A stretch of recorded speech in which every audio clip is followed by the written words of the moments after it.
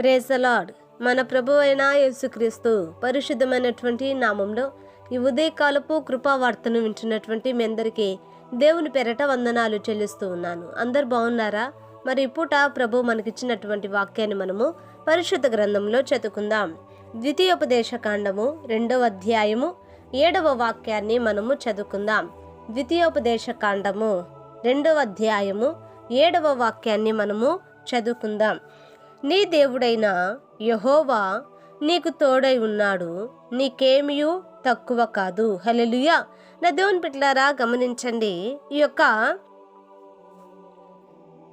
2వ అధ్యాయములో ఈ 7వ వాక్యములో మనం చదివిన యొక్క మాట ఆఖరి మాటగా ఉందండి. చూడండి, నీ దేవుడైన యెహోవా నీకు తోడై ఉన్నాడు అంటే ప్రభు మనకు తోడై ఉంటే మనకేమీ కూడా తక్కువ కాదంటండి. నా దేవుని బిడ్డలారా, ఈ యొక్క మాట పరిశుద్ధాత్మ దేవుడే చూడండి తన యొక్క పరిశుద్ధమైనటువంటి వాక్కుతో సెలవిస్తూ ఉన్నాడు. ఏది నీకేమీ తక్కువ కాదు. దేని విషయంలో కూడా, ఆహార విషయంలో కానీ, ఆరోగ్య విషయంలో కానీ, లేకపోతే నీ యొక్క ఆయుష్ విషయంలో కానీ, నీకు సంతతి విషయంలో కానీ, ఏ విషయంలో కూడా ప్రభు మనకు తోడే ఉంటే తక్కువ కాదు. అంటే అర్థం ఏమిటండి? అంటే తక్కువ ఆశీర్వాదాలు ఇచ్చే దేవుడు కాదండి.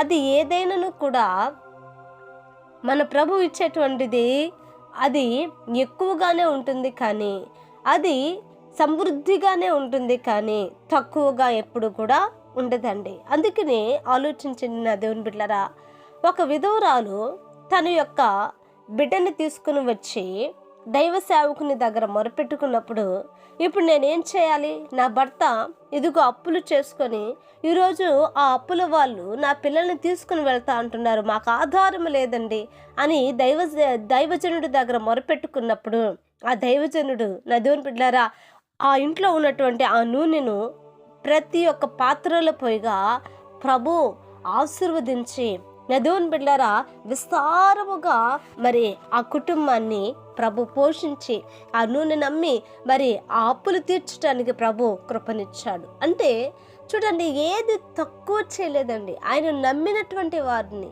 ఆయనను ఆశ్రయించినటువంటి వారిని, ఆయనను వెంబడించినటువంటి వారిని ఎప్పుడు కూడా ఎక్కడా కూడా ఏ విషయంలో కూడా తక్కువగా ఇచ్చేది ఎప్పుడు కూడా లేదండి. కనుక ఈ రోజున నా దేవుని బిడ్డలారా ప్రభు నీకు తోడే ఉన్నాడా?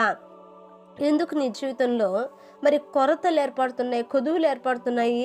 ఒకవేళ ప్రభు నీతో ఉన్నాడు అనుకుంటున్నావు, కానీ నీవు ప్రభుతో లేకపోవటం వల్ల ప్రభు నీతో లేడేమో.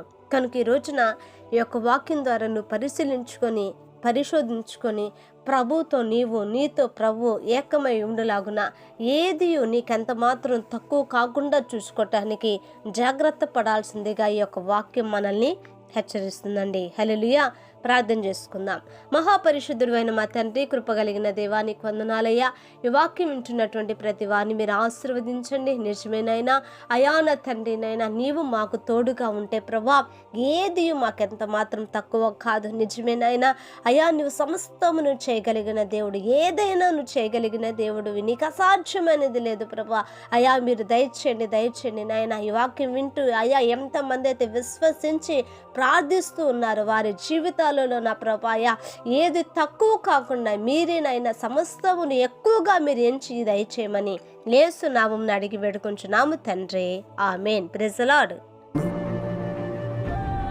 దేవుని కృప మీకు తోడై ఉండును కాక.